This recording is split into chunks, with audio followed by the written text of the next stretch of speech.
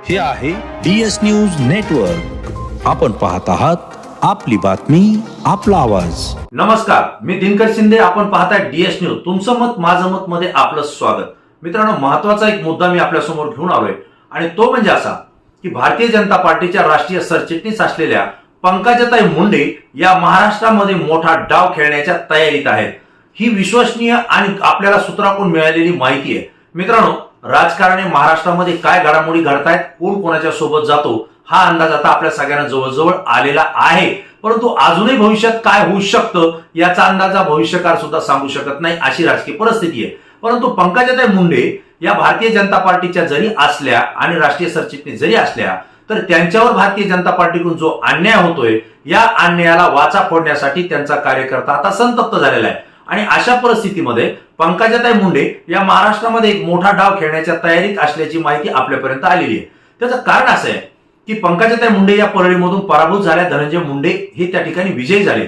धनंजय मुंडे राष्ट्रवादी काँग्रेसमध्ये जरी असले तरी भारतीय जनता पार्टीच्या एका गटानं त्यांना मदत केली आणि पंकजाताई मुंडे यांचा पराभव केला. त्याचं कारण असं होतं की विधानसभेच्या निवडणुकीमध्ये जो प्रचार झाला त्यावेळेस पंकजाताई मुंडे या भावी मुख्यमंत्री असा त्यांचा प्रचार त्या ठिकाणी झाला. आणि विशेष म्हणजे पंकजाताई मुंडे यांनी अनेक सभेमध्ये बोलताना असं सुद्धा सांगितलं की मी लोकांच्या मनातली मुख्यमंत्री आहे. ज्यावेळेस पंकजाताईंना मुख्यमंत्र्याची आस लागलेली, अपेक्षा लागलेली हे जेव्हा लक्षात आलं त्यावेळेस भारतीय जनता पार्टीचा एक गट सक्रिय झाला आणि पंकजाताई मुंडे यांना मुख्यमंत्री पदाच्या रेसमध्ये आणण्याऐवजी जर विधानसभेच्या निवडणुकीतच पराभूत केलं तर त्यांचा मुख्यमंत्री पदाला आपल्याला शर्यतीमध्ये भाग राहणार नाही हे लक्षात आलं आणि पंकजाताई मुंडे यांचा परळीमध्ये मतदारसंघात पराभव झाला. मित्रांनो, हा पराभव पंकजाताईंना इतका जिव्हारी लागला त्यापेक्षा त्यांना मानणारा जो भारतीय जनता पार्टीचा आणि विशेषतः गोपीनाथराव मुंडे परिवाराला मानणारा जो वर्ग आहे त्यांना हा पराभव अत्यंत जिव्हारी लागलेला आहे. आता विषय असा झाला की ज्यावेळेस पंकजाताई मुंडे पराभूत झाल्या त्यावेळेस देवेंद्र फडणवीस हे पुन्हा सत्तेत आले. विशेष म्हणजे देवेंद्र फडणवीस हे सत्तेत येत असताना पंकजाताई मुंडे यांना संधी मिळेल अशी अपेक्षा त्यांचा चाहता वर्ग, त्यांचा मतदार आणि त्यांचा भारतीय जनता पार्टीचा कार्यकर्ता अपेक्षा करत होता. परंतु या वेळी देवेंद्र फडणवीस मुख्यमंत्री झाल्यानंतर त्यांनी हळूहळू जे काही त्यांना विरोधक होते किंवा प्रतिस्पर्धी होणारे नेते होते त्यांना बाजूला सारण्याचा प्रयत्न केला आणि त्यात एक नंबरचं नाव होतं ते म्हणजे पंकजाताई मुंडे यांचं. विशेष म्हणजे अनेकांना विधान परिषदेवर संधी देण्यात आली. यावेळेस पंकजाताईंना संधी देण्यात येईल असं वाटलं होतं, परंतु प्रत्येक वेळेला पंकजाताईंना डावलण्यात आलं. प्रत्येक वेळी विधान परिषदेवर अनेक सदस्य घेण्यात आले. पंकजाताई मुंडे यांना वरिष्ठ नेत्यांकडून तुम्ही विधान परिषदेचा अर्ज भरा असं सांगण्यात आलं. ज्या अर्थी अर्ज भरा त्या अर्थी त्यांचा नंबर लागला असा त्याचा अर्थ आहे, कारण ते वरिष्ठ नेते आहेत. परंतु त्यांनी अर्ज भरला विधान परिषदेसाठी, पण ऐन वेळेला त्यांना अर्ज माघार घेण्यास सांगितला आणि दुसऱ्याला त्या ठिकाणी संधी दिली. हा जो काही प्रकार पंकजाताई मुंडेंच्या बाबतीत घडत होता यावेळेस पंकजाताई मुंडे यांना प्रत्येक वेळेला आपलं खच्चीकरण होतं याची जाणीव होत होती. विशेष म्हणजे केंद्रीय मंत्रिमंडळामध्ये नरेंद्र मोदी यांच्या नेतृत्वाखाली ज्यावेळेस मंत्रिमंडळाचा विस्तार झाला त्यावेळेस गोपीनाथराव मुंडे यांचं अकाली निधन झालं आणि त्यांच्या जागेवर त्यांच्या कन्या असलेल्या प्रीतमताई मुंडे या देशामध्ये सर्वाधिक मतांनी त्या ठिकाणी खासदार म्हणून निवडून आल्या होत्या. त्यांची कुठेतरी मंत्रिमंडळात वर्णी लागेल अशी अपेक्षा होती, परंतु ती लागली नाही. ज्यावेळेस विस्तार झाला त्यावेळेस सुद्धा पंकजाताई मुंडे यांनी प्रीतमताई मुंडे यांच्यासाठी 100% मंत्रिमंडळात संधी मिळावी यासाठी प्रयत्न केले. परंतु या ठिकाणी पंकजाताई मुंडे यांच्या शब्दाला भारतीय जनता पार्टीनं टाळलं. प्रीतमताई मुंडे यांना केंद्रीय मंत्रिमंडळात स्थान तर दिलं नाही, त्यांच्याऐवजी कराड हे जे काही खासदार आहेत गोपीनाथराव मुंडे यांच्या सोबत काम करणारे राजकारण यांना त्या ठिकाणी त्यांनी मंत्रिमंडळामध्ये घेतलं आणि प्रीतमताईंना त्या ठिकाणी पुन्हा एकदा डावललं. म्हणजे पंकजाताईंना या ठिकाणी सुद्धा आपल्याला शब्दाची किंमत नाही याची सुद्धा त्या ठिकाणी जाणीव झाली. मित्रांनो, महाराष्ट्रामध्ये विधान परिषदेच्या अनेक निवडणुकीत सुद्धा संधी मिळत नाही हे पंकजाताईंच्या लक्षात आलं. भारतीय जनता पार्टी राज्यात वाढत असताना कार्यकारिणीमध्ये सुद्धा संधी मिळत नाही हे लक्षात आलं आणि भाजपमध्ये राज्यात पंकजाताईंचा अडसर निर्माण होऊ नये म्हणून भारतीय जनता पार्टीनं त्यांना राष्ट्रीय कार्यकारिणीत घेतलं आणि महाराष्ट्राऐवजी त्यांना मध्य प्रदेशची त्या ठिकाणी जबाबदारी दिली. यावेळेस सुद्धा महाराष्ट्रातून त्यांना अलिप्त ठेवण्याचा प्रयत्न केला आणि एवढं होत असताना ज्यावेळेस उद्धव ठाकरे मुख्यमंत्री होते त्यांची सत्ता भारतीय जनता पार्टी आणि विशेषतः देवेंद्र फडणवीस यांच्या अथक परिश्रमानं, त्यामध्ये मग नरेंद्र मोदी पंतप्रधान हेही होते आणि गृहमंत्री असलेले अमित शहा यांनी सुद्धा महत्वाची भूमिका घेतली आणि उद्धव ठाकरे यांना पायउतार केलं. एकनाथ शिंदे यांचा गट फोडला आणि आपल्यासोबत सत्तेमध्ये सहभाग करून घेतला. ज्यावेळेस एकनाथराव शिंदे मुख्यमंत्री झाले, देवेंद्र फडणवीस उपमुख्यमंत्री झाले, त्याच वेळी मंत्रिमंडळाच्या पहिल्याच टप्प्यामध्ये पंकजाताई मुंडे यांची वर्णी लागेल अशी अपेक्षा सर्वत्र होत होती, अशी व्यक्त करण्यात येत होती आणि पंकजाताईंना सुद्धा वाटत होतं की आता मला संधी मिळेल. परंतु झालं उलट. पंकजाताई मुंडे यांना संधी तर मिळाली नाहीच, परंतु सत्ता भोगत असताना पुन्हा एकदा एकनाथराव शिंदे आणि त्यांच्या गटावर बडतर्फीची कारवाई किंवा अपत्रेची कारवाईची जी सर्वोच्च न्यायालयामध्ये जे प्रकरण सुरू होतं त्यामध्ये कुठेतरी टांगती तलवार होती. अशाच वेळेला पुन्हा एकदा देवेंद्र फडणवीस आणि भारतीय जनता पार्टीनं राष्ट्रवादी शरद पवार यांची राष्ट्रवादी काँग्रेस फोडली आणि अजित पवार गट आपल्यासोबत घेतला. हे मात्र पंकजाताईंना पटलं नाही. त्याचं कारण असं होतं की अजित पवार यांच्या गटामध्ये त्यांचे प्रतिस्पर्धी परळी मतदारसंघात विजय झालेले राष्ट्रवादीचे आमदार धनंजय मुंडे हे सुद्धा होते. ते सुद्धा सत्तेमध्ये सहभागी झाले आणि त्यांना मंत्रीपद सुद्धा त्या ठिकाणी देण्यात आलं. यावेळेस मात्र पंकजाताई मुंडे या प्रचंड नाराज दिसल्या.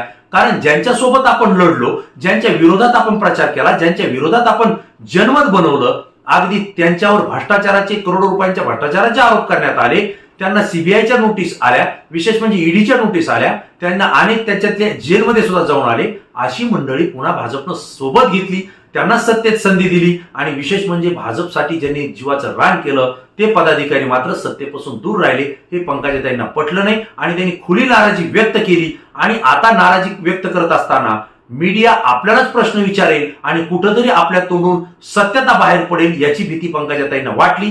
कदाचित राष्ट्रीय नेतृत्वाने त्यांच्यावर दबाव आणला आणि या प्रकरणात तुम्ही कुठेही काहीही बोलू नका असा दबाव त्यांच्यावर आला. आणि म्हणूनच की काय, पंकजाताई मुंडे यांनी 2 महिने राजकीय ब्रेक घेतला आणि मी कुटुंबासाठी वेळ देते, मला सुट्टी पाहिजे म्हणून त्या राजकारणातून अलिप्त झाल्या.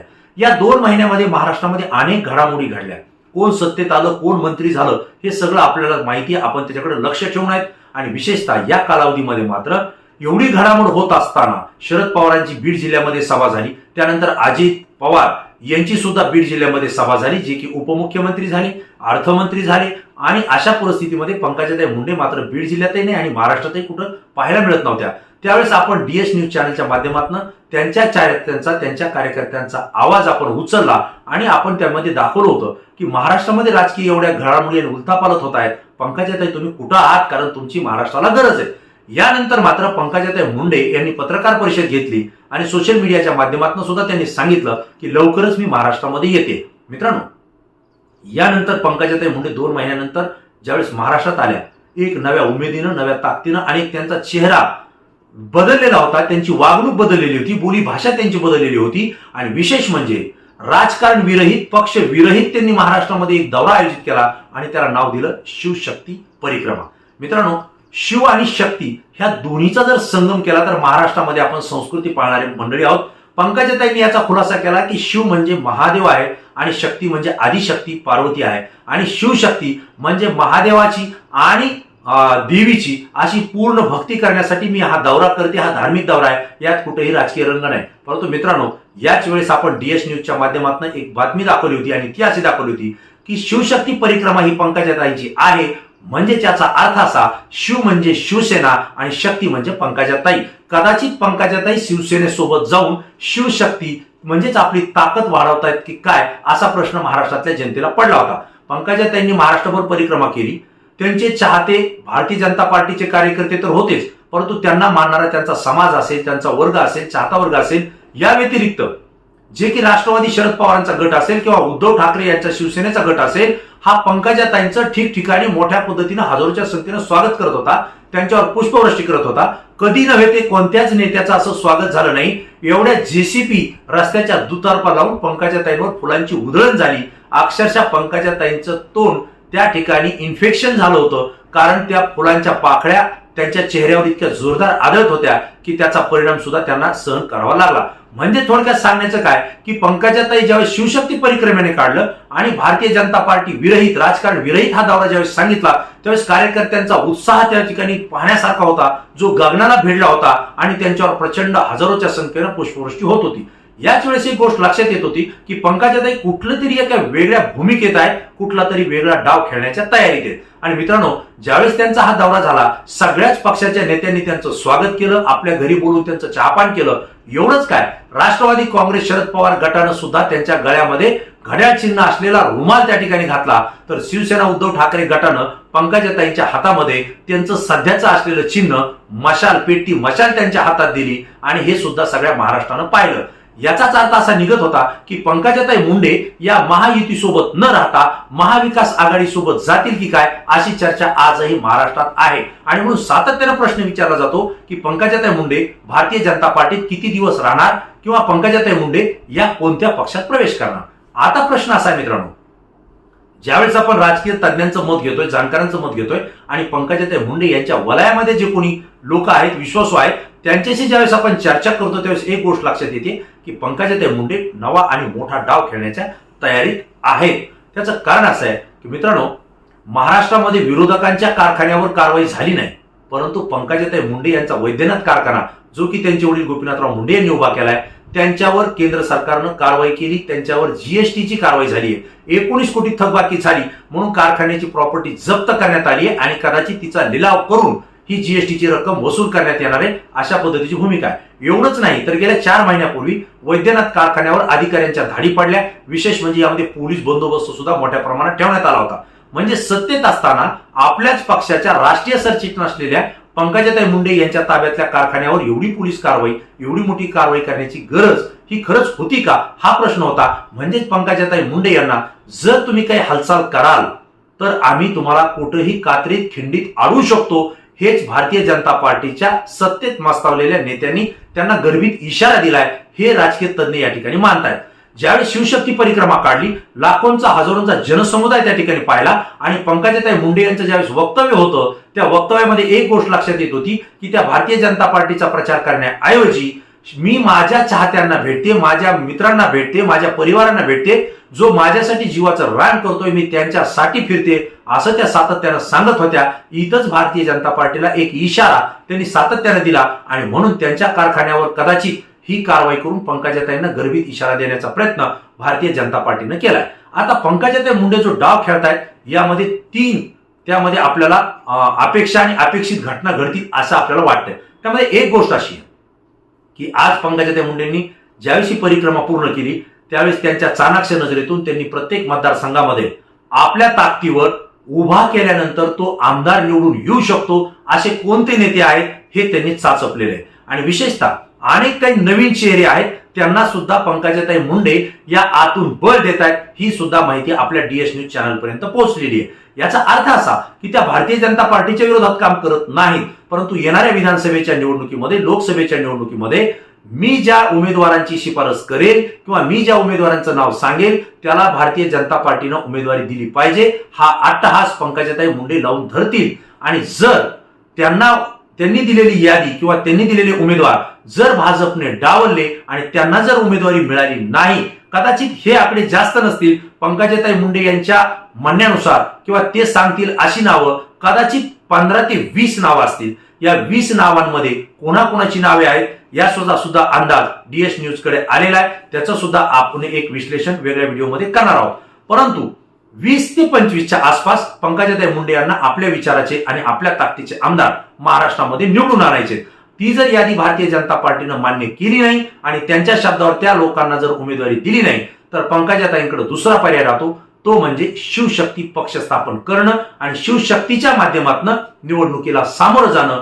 जर त्या तशा पद्धतीनं सामोरं गेल्या तर त्यांना भारतीय जनता पार्टीचंही मतदान मिळेल, त्यांना चाहता वर्ग आणि त्यांचा समाज जो आहे तोही त्यांच्या पाठीशी राहील. एवढंच नाही तर पंकजाताई निवडून आल्यानंतर आपल्या पक्षासोबत येतील ही भावना राष्ट्रवादी काँग्रेस शरद पवार गट असेल किंवा शिवसेना उद्धव ठाकरे गट असेल किंवा आणखी कुठला, महादेव जानकर तर त्यांच्या सोबतच आहे, त्या पक्षाला वाटेल आणि त्यांचाही कार्यकर्ता पंकजाताईंच्या उमेदवाराच्या पाठीशी राहील आणि पंकजाताईंना 15 ते 20 आमदार निवडून आणणं सोपं होईल. ही चाल पंकजाताई मुंडे खेळतील असं एक दुसरं मत आहे. आणि जरी दोन्ही पर्याय नाही केले तर तिसरा आणि अंतिम पर्याय पंकजाताईंकडे राहतो, तो म्हणजे त्यांना कुठल्या तरी पक्षामध्ये प्रवेश करावा लागेल आणि जर त्या पक्ष प्रवेश करतील तरच त्यांना महाराष्ट्रात संधी मिळेल, हे सुद्धा राजकीय जाणकार या ठिकाणी सांगतात. पंकजाताईंकडे असा कुठला पक्ष राहिलाय, आता ते एकनाथ शिंदे गटात जाऊ शकत नाही, अजित पवार गटामध्ये तर जाण्याचा प्रश्नच उद्भवत नाही आणि भारतीय जनता पार्टी तर त्या पहिल्याच आहेत, तिथंच त्या नाराज आहेत. मग त्यांच्याकडे राष्ट्रीय पक्ष जे उभा राहतात किंवा प्रादेशिक पक्ष आहेत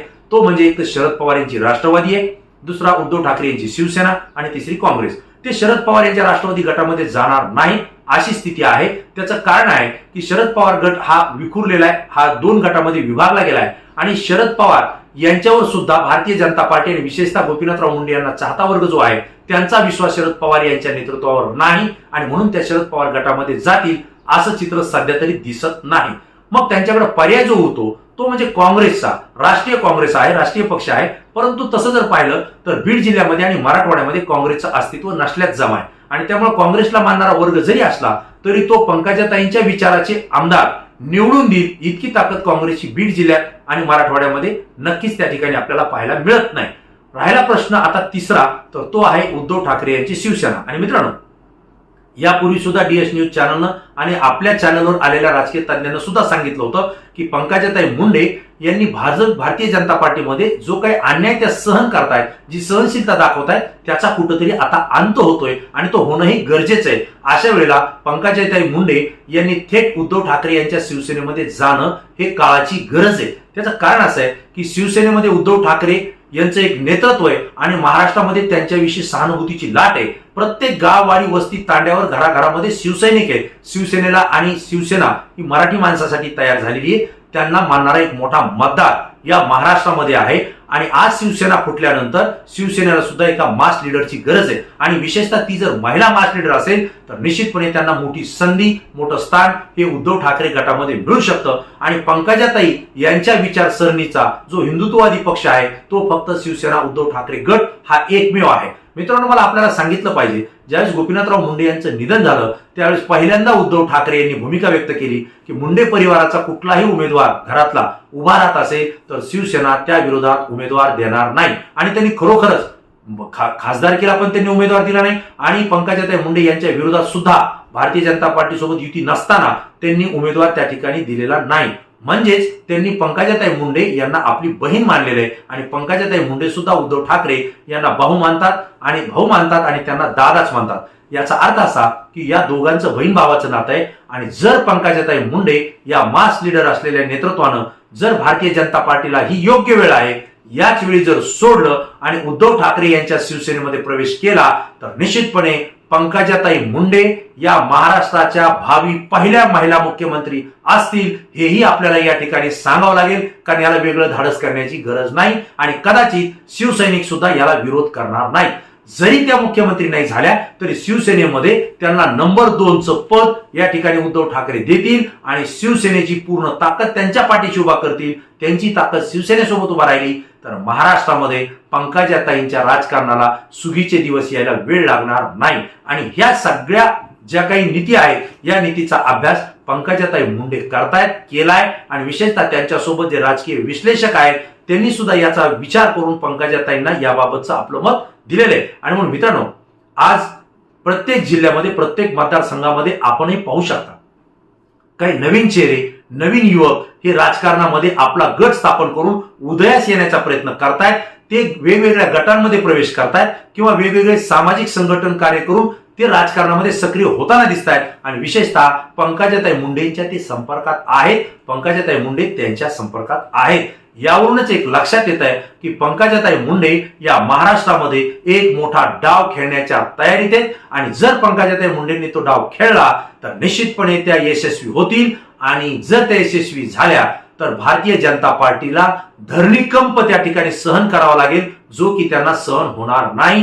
ही वस्तुस्थिती डीएस न्यूज चॅनलच्या माध्यमातून मी आपल्या समोर मांडतोय, कारण महाराष्ट्रामध्ये आम्ही जेव्हा दौरा करतोय, आमचे प्रतिनिधी फिरतायत, त्यावेळेस एकच लक्षात येत आहे की पंकजाताई मुंडे आता वेगळा डाव खेळण्याच्या तयारीत आहेत. मित्रांनो, जे मत, जे विषय आणि जी प्रतिक्रिया मी व्यक्त केली याविषयी आपल्याला काय वाटतं, आपलं काय मत आहे हे सुद्धा आपण सांगणं खूप गरजेचं आहे. एक म्हणजे पंकजाताईंनी भाजपमध्ये राहावं का, दुसरी गोष्ट पंकजाताईंनी शिवशक्ती परिक्रमा ही काढून स्वतःचा शिवशक्ती पक्ष स्थापन करावा की शिवसेना उद्धव ठाकरे यांच्या गटामध्ये प्रवेश करून राजकीय भवितव्य आणि आपल्यासोबत असलेल्या मंडळींना राजकीय संधी त्या ठिकाणी निर्माण करून द्यावी, असे 3 प्रश्न मी आपल्याला उपस्थित करतोय. आपण तात्काळ यावर लाईक आणि कॉमेंट्स करून आपलं प्रतिक्रिया द्या. मित्रांनो, तुमच्या प्रतिक्रिया महाराष्ट्रातल्या प्रातिनिधिक स्वरूपात प्रतिक्रिया आहेत. तुमच्या प्रतिक्रिया संपूर्ण महाराष्ट्र पाहतोय, त्या आमच्यासाठी सुद्धा खूप महत्वाच्या आहेत. मित्रांनो, हा विषय महत्वाचा आहे. पुन्हा एक नवीन विषय, नवीन मुद्दा आपल्या समोर घेऊन येईल. तोपर्यंत धन्यवाद.